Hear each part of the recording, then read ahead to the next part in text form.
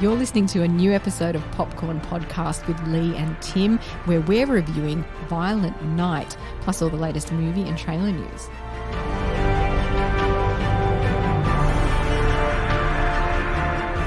I'm Tim Ifland, movie buff. And I'm Leigh Livingstone, entertainment journalist. And we love to talk all things movies.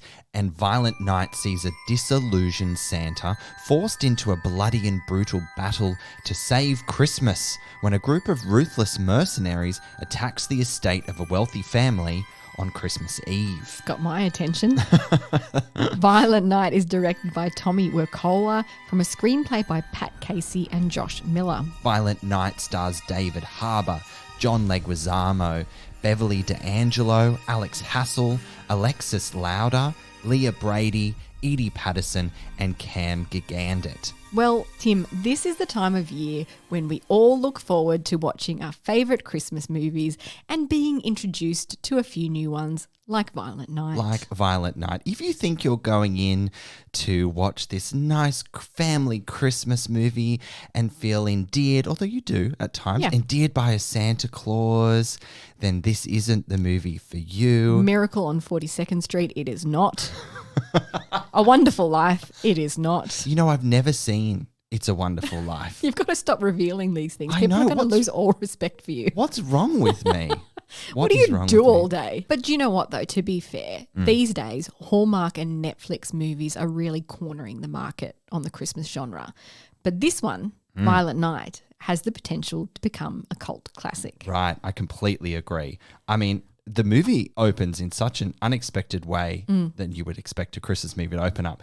You've got a Santa sitting in a New York City bar drinking pints of beer. He's disgruntled, disheveled, disillusioned, and angry. And that sets you up for the tone of this movie, that this isn't the Santa that you're familiar with, and it's certainly not the Christmas story that you've ever seen before. No, this is described by the filmmakers as an anti-Christmas movie. As you said, Santa has become disillusioned with the job. He's jaded by the commercialism and the greediness of Christmas. Yes. He's basically turned into a hard-drinking slob. Right. He looks like he smells like beer. Yes. And there's this great moment where he takes off in his sleigh and just vomits off the side of it. He is not in a good way. Just to build on the whole disillusion about Christmas and commercialism and all the rest of it, capitalism, he says that kids have become little junkies who only want, crave and consume. So he's coming for the kids as well here. So he's really not well. But as we discover, he still has a soft spot for the nice kids. Yes, there is a naughty and nice list after all. Yes, but there seems to be a lot more on the naughty list if you ask him. Yes, and that naughty list keeps building as the film progresses, doesn't it, as more bad guys come into the fold. So Violent Night was shot by the filmmakers very quickly earlier this year, mostly, because it was too cold in Canada where they filmed it to film over the Christmas period last year. They were meant to start, I think, in about November, and the outdoor stuff was really snowing. So it was too cold for them to shoot. So they kind of had to hold off until it started to warm up and thaw out. And so they had a really short period of time to turn this film around to get it out in time for this Christmas. I mean, you want authentic when it comes to filmmaking, but I guess you have to draw a line in the, snow here, where if it's too real, too cold, too much snow, you don't want to put your cast and crew in danger. But it's very fly by the seat of the pants kind of production. I mean, professional production. That makes it sound like they just kind of threw it together. They didn't. But that comes across on screen, I think. It's really wham, bam, thank you, ma'am. Oh, definitely. Action-packed. Oh, yeah. Action-packed is the perfect way to describe this. And, you've never seen Santa like this before. He can headbutt. He packs a punch. And he can take a punch as well. This guy, like David Harbour, isn't he like 6 foot something extraordinary? Like he's a unit. He's a big unit. He's a big boy. And so it's great to see him moving around on screen. We'll talk about the action and all that stuff later in the episode. So a bit more about the story. We have this family, this wealthy family called the Lightstones, led by matriarch Beverly D'Angelo. Bow down. Oh, yep. Everyone's terrified of her, So as they am I. rightfully should be. And she's got a son and a daughter who are sort of vying for her attention at Christmas, but also the son wants to distance himself from the family because he realizes how superficial they are and how cutthroat they are, really. Because his mother has injected herself in the middle of his little family with his wife and his daughter Trudy, and he wants to escape from being under the thumb of the power and influence of his naughty mother. So there's some sort of Succession-like dynamics going on in this family. Okay, then we get the mercenaries led by John Leguizamo as Scrooge, who are after the money. A lot of money. Millions of dollars. Hundreds of millions of dollars. 300 million, I believe. More than that. Okay. Insane. Anyway, we digress. They want all the money, and so they take this family hostage on Christmas Eve, just as Santa is arriving to haphazardly chuck some presents under the tree for Trudy.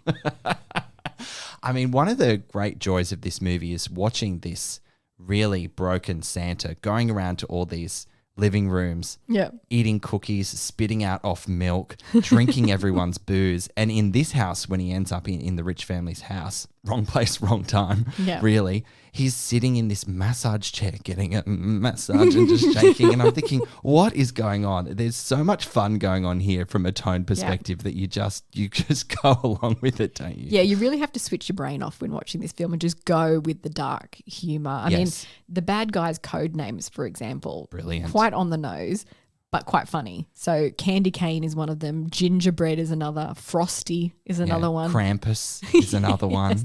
All led by Mr. Scrooge. Yes.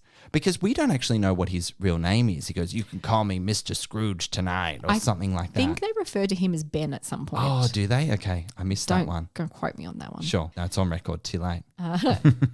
Let's jump into the fight sequences because that's mostly what you're coming to see this film for. Let's be honest. You want to see Santa Claus kicking some ass, breaking some noses, blowing some shit up. And everything else in between. Yeah, exactly. The fight sequences are choreographed by Jonathan Jojo Eusebio, who has worked on the John Wick franchise, so you know the action's going to be good. Yes. This movie is produced by 87 North, David Leitch's company, and of course he's a great innovator in terms of stunt choreography, being a stuntman himself formerly. Yes, one of the recent productions they produced was Nobody, which we saw, when was that? I don't know, but I loved it. Yeah, brilliant. And I guess the way that the action and the stunts work, similar to Nobody, is that there is humor in the action. Yes. They're so out of control. They're so absurd. They're so, of the space, of the environment and the objects that they find around them to then influence the way that they fight with each other. Yeah. And it's just wonderful to watch. For example, baubles are being thrown around. Santa Claus makes a shiv out of a candy cane to stab someone. You think he's just having a little schnack on a candy cane while he's bunching some bad guys? No, he's just sucking on that to turn it into a shank. So good. I love the way the fight sequences improvised with what was around them, the Christmas decorations, the tinsel, the candy canes, as we just said. Yeah. Another thing that's really funny is there's this vibe that Christmas songs play while people are getting their butts kicked and bones broken. Yeah. So that juxtaposition of violence and jolly songs really brings that extra layer of humour. Yes, it's the perfect balance there. And you think you've heard Christmas songs being used in every kind of context, but when it gets used in such a fun, violent way, you're like, wow, how can Christmas take on a whole new meaning in one movie? And it is this is what Violent Night delivers. This film also pays homage to things like Die Hard. Which is a Christmas movie. I was about to say that. You beat me to it.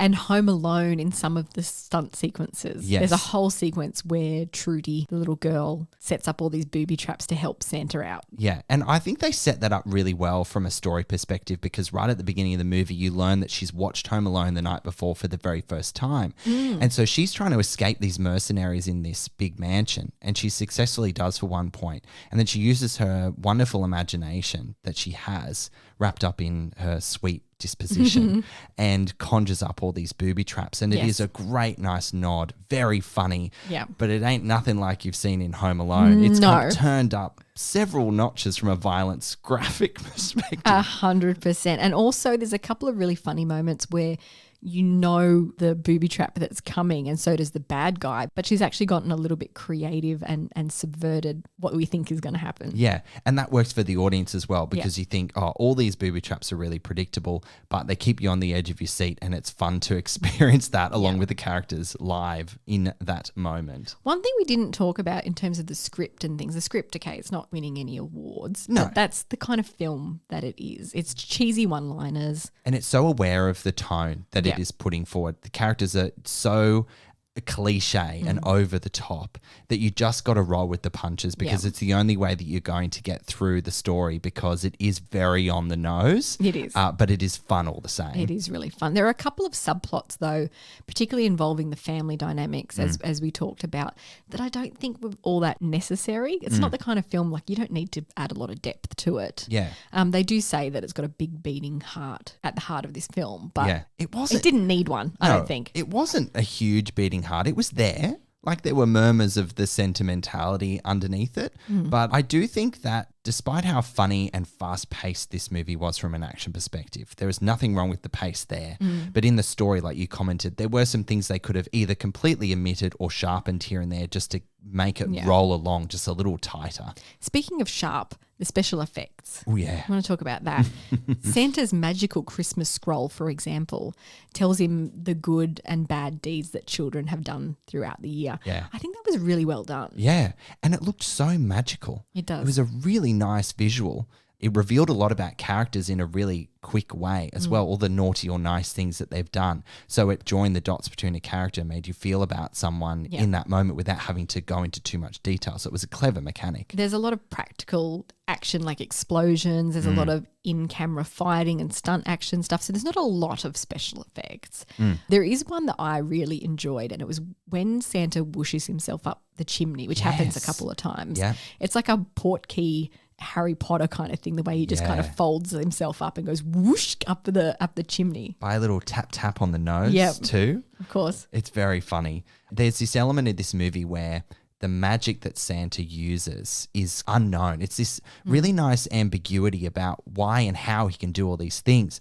And one of the best things about that layer of the story is that Santa himself doesn't know how that happens either. Yeah, he does comment on that, doesn't he? Yeah, quite a few times. It's just something that him as being Santa inherits. He doesn't understand it, but he can do it. And it just adds some mystery to the mythology of Santa as well that David Harbour brings to the screen. Just a bit more on the mythology. We do get a bit of background as to who he was before he was Santa. Very because he hasn't unexpected. always been Santa. He hasn't always been Santa. And we're not going to reveal that because that's a spoiler and it's quite too fun cool to enjoy in the moment. Do you think there could have been more to that though? More to developing that kind of subplot? Yeah, it took me by surprise when it presented itself as to who Santa was before he was Santa. And I thought, all right, this is layered. This is interesting. More of this, please.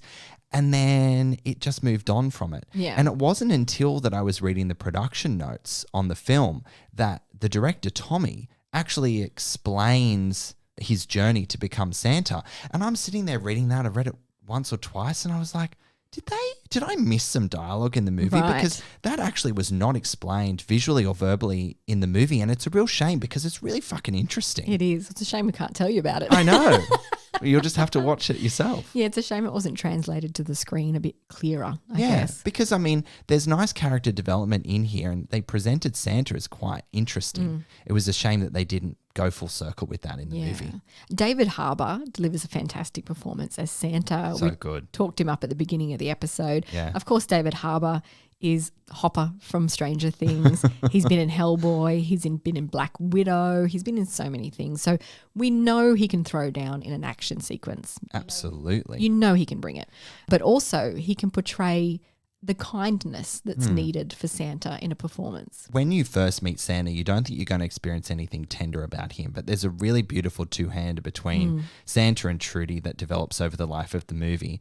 But just on him, packing a punch and everything, I wonder if David Harbour just got so over that bloody wet beard that he had to wear all the time. Because, he's fucked up for most of the movie. There's just blood going everywhere. Yeah. And I just wanted to, I don't know whether you felt the same, I just wanted him to just wipe his upper lip. I just wanted to wipe his moustache because it kept dripping with blood. And I thought, oh God, that must have been so annoying to wear all day. It does take him a while to find the groove, doesn't it? He gets his butt kicked a few times and then he starts to remember who he is. And find himself. There's a lot of characters in this movie are trying to find their place in the world. Santa's definitely one of them. And yes, he finds his feet later on in the movie and it's just so fun to watch. Opposite David Harbour as the bad guy, the villain of the piece, is Emmy winner John Leguizamo.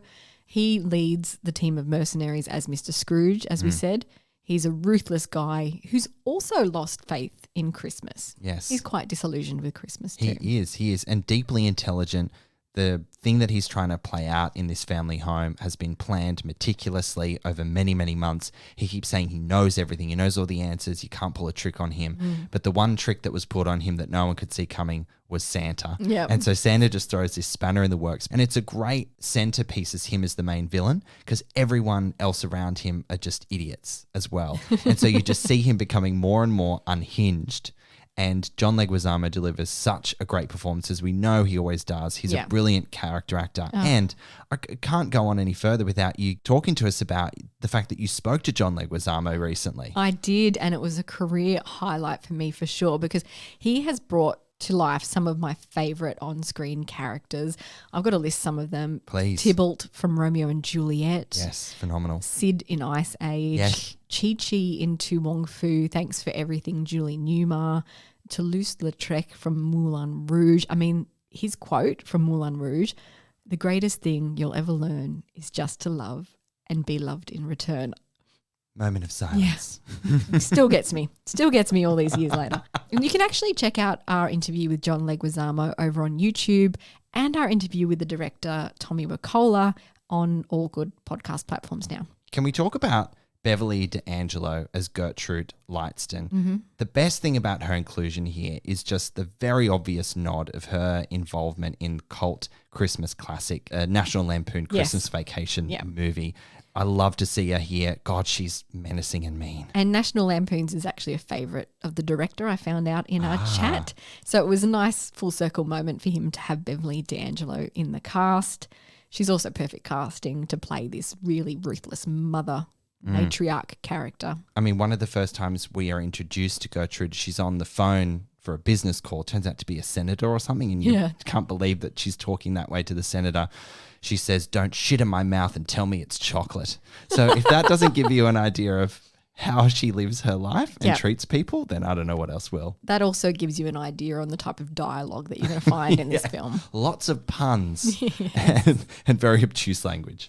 As we mentioned, she's the head of this double-crossing family. Her kids are played by Alex Hassel and Edie Patterson, and they're all fighting for their ball-breaking mother's approval for some reason, even though they don't like each other. They're all working against each other with crazy schemes. It's so selfish because all they're doing, and I think they mentioned this in the film, they're just trying to position themselves in the best way for the will when she carks it. They want her money, basically. They're all aware how deplorable of a human being she is, but they're still fighting for her affections for some reason because money is just clearly the driver in this family for most. Then we have Trudy, the little girl at the heart of the film. Yes. She's the emotional beating heart of Violent Night.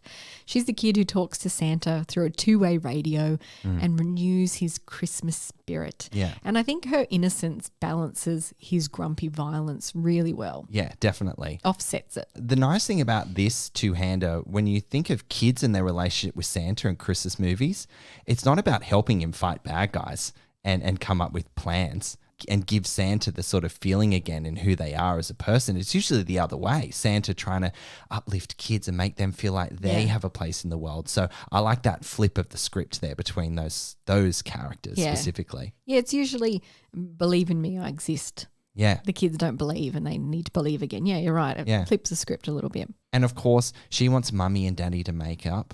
So they can be a cohesive family unit again. So that's her Christmas wish as well. That's another one of those subplots that I didn't feel like needed to be in there because really the Lightstons, apart from the mother, they're just scene fodder, really. They're just there to be kidnapped, to keep the story moving. To say dumb shit, get in dumb situations. But the focus really is on Santa and Scrooge facing it out against each other. Definitely. That's what you go for. Yeah, that's it. Shall we wrap up our review of Violent Night? Yeah, let's give it a go. So Violent Night delivers a hefty dose of season's beatings with dark humour and Christmas movie callbacks. The script isn't particularly sophisticated, nor are the characters, but there's something wildly satisfying about seeing David Harbour as a tough-as-nails Santa Claus and all the creative kills and action that plays out, delivered by a talented team of stunt coordinators and actors. I don't know if we mentioned actually earlier on that most of the mercenaries were stunt actors. Ah, that's really cool. Yeah. I did not know that. I found that really, really interesting. I mean, that makes sense in terms of,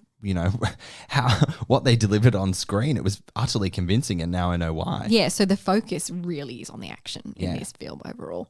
So Violent Night doesn't pretend to be anything that it's not. This one is most enjoyable if you just switch off your brain and just go with it. I'm giving it 3 popcorn kernels out of 5. I couldn't agree with you more, Lee. Well, Violent Night is the anti-Christmas movie of your holiday season nightmares, but in a good way. David Harbour is a fantastic Saint Nick who delivers a brilliant performance, delivering on heart and hero like you've never seen Santa before. The action and stunt work are the MVPs of the film that elevate a story and script that will surprise and entertain in all the right ways.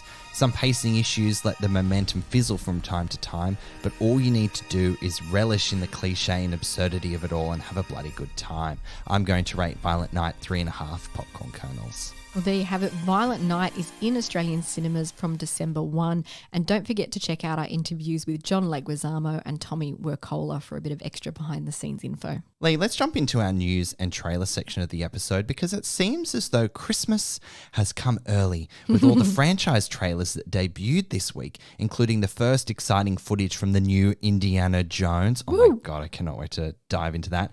Transformers and Guardians of the Galaxy films. Okay, well, let's kick off with the Indiana Jones film since we're so excited about Good idea. it. From director James Mangold and producer Steven Spielberg, which sees Harrison Ford return to his iconic role of hero archaeologist Indiana Jones for the first time in 15 years. Can I ask you, were you a fan of Indiana Jones and the Kingdom of the Crystal Skull? No. Okay.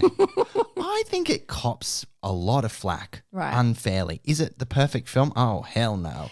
It's still fun. It doesn't quite have the tone and the magic of the Indiana Jones series overall. We're really hoping this one is going to be a return to form. Yes, fingers and toes crossed. Well, Lee, the title has been revealed as Indiana Jones and the Dial of Destiny, which is so foreboding. And the trailer shows Indy picking up his famous fedora and whip for another globe-trotting adventure, with Phoebe Waller-Bridge joining him as his goddaughter, I Helena. think so, yeah. There's this quick dialogue. He calls her his goddaughter and they say, oh, they're loosely related. So that is still a bit up in the air. We did get a glimpse in the trailer also of the de-aging technology used for Harrison Ford, and it does actually look really good. It was only a glimpse. Only a glimpse. But we talked about in a previous episode that Harrison Ford said it's really, really well done. It does look really good. And I was thinking about this and I was wondering, is it because it's not a huge amount of de-aging? Because Harrison Ford was about 40. Yeah, in his mid-40s or something. When these films started coming out. And so it is a huge jump. 40 years is a huge jump, but it's not like you're jumping to a fresh-faced teenager, early 20s. That's true. So 5 o'clock shadow, all those sort of things, yeah. So I'm wondering if that helps the situation as well. Well, we were nervous about the de-aging technology. We had James Mangold, the director, and also Harrison Ford, like you say, keeping us, it's going to be fine, guys. It looks good. Yeah. I am utterly convinced. I was shocked at how believable it was. It almost felt like they were showing scenes from Raiders of the Lost Ark, not a de-aged Harrison Ford in a new sequence. We did talk about the fact that Industrial Light and Magic is behind the special effects. They're such innovators in this space. So it doesn't surprise me. It does make you nervous, but it doesn't surprise me that they pulled it off. We'll see when the film comes out, I guess. We'll see. Now, outside of the de-aging, how did this trailer make you feel? It made me feel like I was watching an original Indiana Jones film. Didn't it just feel like... the music was playing in the background. There was a bit of action. Comedy. A bit of comedy. A lot of in-camera set pieces and effects. They made that very apparent in the trailer. It was cut together so perfectly. But also really big set pieces with clearly some CGI to extend the scope. Mate, I couldn't be more excited. And at the end of the trailer, Indiana Jones has this moment where he faces off against all these bad guys. And he has his whip or something. He's whipping his whip around and they all pull out guns and he kind of goes, he ducks down under the table. And I thought that's such an indie move, isn't it? And it's paying homage to Raiders. Yeah. Where this big samurai guy comes out with all these swords and does all this fanfare and then Indy just gets a gun and shoots him and walks away. Which, do you know the story behind that? No, tell me. So there was meant to be this choreographed, planned fight between Indy and this bad guy in the streets of wherever they were, in the Middle East or something. But Harrison Ford was unwell I think on the day. I think he had diarrhea or he had stomach issues. We don't need to know and the details, so he wasn't, thanks. No, I like the details. And so he wasn't up to doing the whole choreograph thing. So they rewrote it to just be this, Indy just gets his gun out, shoots him and moves on. Yeah. How cool is that? That's really cool. cool. I love that. And it was one of the most iconic moments in the movie. And I get the feeling from this trailer too that we're going to be seeing some realistic fighting from Indy because, he's, 80 years old? Mm-hmm. He's not going to be flipping off buildings and jumping onto motorbikes and doing that kind of stuff. Let's be honest. Yeah. You know what I mean? He's got to use the tools at his disposal and what he can safely do within his physicality. And yes. I think we're going to get that. I agree. Well, Indiana Jones and the Dial of Destiny is coming to Australian cinemas on June 29 of next year, friends. Gimme. Another one I'm really excited about is Transformers Rise of the Beasts, which takes us on a 1990s adventure with the Autobots and a new breed of Transformer, the Maximals, as they fight their enduring battle against the Decepticons. Now, Ron Perlman from Hellboy joins the voice cast as Maximal leader Optimus Primal, a descendant of the Autobots whose beast mode is a gorilla. It looked so impressive, didn't it? It does. It really looks impressive. Really cool stuff. Joining the Autobots, Decepticons, Maximals, and their enemy, the Predacons, are humans Noah, played by Anthony Ramos, an ex-military man, and Eleanor, who's played by Dominique Fishback, who is an artifact researcher. So you got to have the humans interacting with all machines as well. Yes, of course, in all the cool ways that they do. This trailer got me because the Transformers movies, while they're not the best movies ever made, I will concede that, the soundscape of these movies gets me every time. Oh my God. I freaking love it. There's something about When it. you hear them transforming, it gives me goosebumps. It gets me really excited. I'm a sucker for these movies. Yeah, I mean, look, I was giggling underneath when we're reading things out like Maximal Leader, Optimus Primal, and the Predacons, and I'm just like, oh, Christ. But, you just got to roll with it. So with I guess these movies. you were probably a bit young to be a fan of the 1990s series. Yeah, no, I never that this watched was it. based on. Yeah. But I'm a huge fan of the, I guess, original trilogy in the franchise that had Shia LaBeouf in it and etc. This one kind of fits in between Bumblebee and the original films, I think. Did you see Bumblebee? I did. I quite enjoyed it. Yeah, as well. I need to throw that on. Yeah, because it's meant to be quite good. I think we'll be getting a sequel to that, to be honest. Bumblebee 2. Bumblebees, maybe. Can I have that one for free?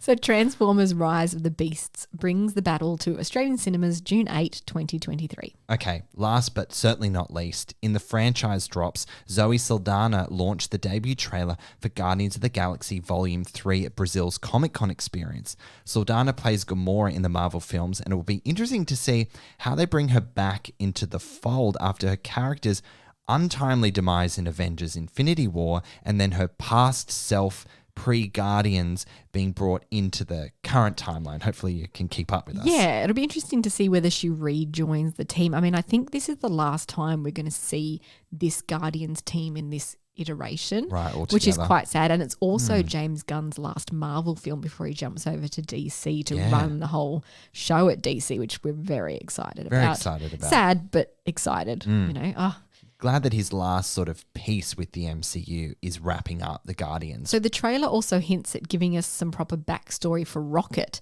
voiced by Bradley Cooper. We've never really got this before, so I'm quite excited. And it alludes to this being potentially the final mission for this misfit family of fighters that is the Guardians. So Volume 3 has been announced as the final Guardians film in a set trilogy, but who knows what the future holds in Marvel's universe. Anything can happen in the multiverse. Indeed. Now, just building on the whole Rocket backstory, we got like a Puss in Boots look at big eyes at the screen with a little young Rocket. I couldn't help but link it to that experience. So cute. So cute. Well, you don't think Rocket and cute in the one sentence, so... But it's going to tear our hearts apart because obviously we know that Rocket was experimented on and that could be hard to watch. it's going to get sad. Some people are saying this might be Rocket's end in this film. Like we might lose some of them. But we've been introduced, we got a glimpse of Adam Warlock in the movie. We did which looks too. really cool. Played by Will Poulter, who looks incredible. Like he's beefing up to the max. Yeah. He's had his chicken. His chicken. He's had his protein, that's for sure. Oh dear. Well, Guardians of the Galaxy Volume 3 will be in Australian cinemas from May 4, 2023. Meanwhile, A new full-length trailer for Mario gives us a bigger glimpse into what we can expect from Illumination's animated take on Nintendo's Super Mario Brothers. I'm really interested to hear what you thought of this trailer because, like, obviously the voice cast is an impressive lineup of A-listers with Chris Pratt voicing the hero Mario, Bowser voiced by Jack Black, Anya Taylor-Joy as Princess Peach, Charlie Day as Luigi, Keegan-Michael Key as Toad, and Seth Rogen as Donkey Kong. I have to say, before I hear your thoughts. Okay, go for it. I think this is the first time watching a trailer that I've ever felt in equal measure that I love some of the voice cast and loathe some of the voice cast. Like actually have a visceral reaction to Chris Pratt's voice as Mario. I think it's terrible. I agree. It is awful. Let's go. No. Okay, that has so much more energy than what Chris Pratt delivered to the microphone. He's like, let's go. It's like he's sad.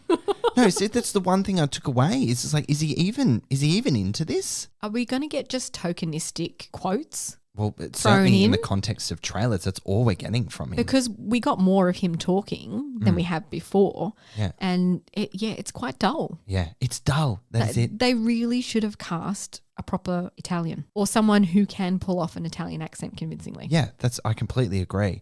This movie looks fucking stunning. It does look really good. And it's so annoying that we're both so jarred by the voice cast because an animated movie, no matter how beautiful it looks, lives and dies by the performance of the voice And cast. as I said, Jack Black as Bowser sounds fantastic. Yes. Even Anya Taylor-Joy as Princess Peach, which is, it's a fairly generic female character. She sounds great. Keegan-Michael Key as Toad is brilliant. Seth Rogen as Donkey Kong is really good as well. Yeah. Charlie Day as Luigi. I really enjoyed Charlie Day as a voice actor. Again, you kind of have to put him in the same category as Mario, that it really should be a bit more authentic casting. Gosh, they've got a real problem on their hands, don't they? Where the two lead actors in the film aren't delivering what audiences expect. But I didn't mind Charlie Day's Luigi. It didn't sound as jarring as what Chris Pratt as Mario does. Well, look, we don't have to wait long, Leigh, because the Super Mario Brothers movie is in Australian cinemas from March 30 of next year. Still will watch, of course. And we'll bring our thoughts to you, Chris Pratt and all. In some refreshing news to round out this episode, it has been confirmed that all 23 categories will be aired during the Oscars 2023 telecast. Yeah. You're cheering. I am. In an exclusive statement with Variety, Bill Kramer, the CEO of the Academy of Motion Picture Arts and Sciences, announced, "We are committed to having a show that celebrates the artisans, the arts and sciences, and the collaborative nature of movie making." Good. Because the 2022 telecast saw the controversial decision to cut 8 different Oscar categories from the ceremony, including original score, makeup and hairstyling, documentary short, even film editing, production design, animated short, live action short, and sound. There are still a lot of categories below the line that don't show up in the Oscars. There's still a lot of them as well. Do you reckon they should be showing everything? It'll be bloody long. They have a whole separate ceremony where they acknowledge some of the more technical, pointed aspects. Yeah. Look, I don't think so. Even though we have this to celebrate, I think that's where the line in the sand needs to be drawn. But they do have a voice. They do some content and stuff on it. They make a big hullabaloo, but they don't make the main telecast. But it was just unacceptable that those 8 were pulled from the telecast this year. I'm really happy that they're back in. Yeah, it's great to see those artists getting the recognition that they so rightly deserve. Exactly. So the Oscars were telecast in Australia on Monday, March 13 of 2023. We will, of course, be watching. It's our Christmas. It is. And how apt to be talking about the Oscars, which is our Christmas, and Violent Night, which we reviewed this episode. Yes, and Violent Night is in Australian cinemas from December 1. And as we said, please check out our interviews with John Leguizamo and Tommy Wirkola, and please follow on all the platforms, please. Thank you so very much. And as always, friends, thank you so very much for listening. We'll catch you next time. If you enjoy our episodes, head over to Apple Podcasts and subscribe. While you're there, we would love you to rate us and leave a review. You can also find us on Spotify, Google Podcasts, iHeartRadio, Amazon Alexa, and where all good podcasts are found.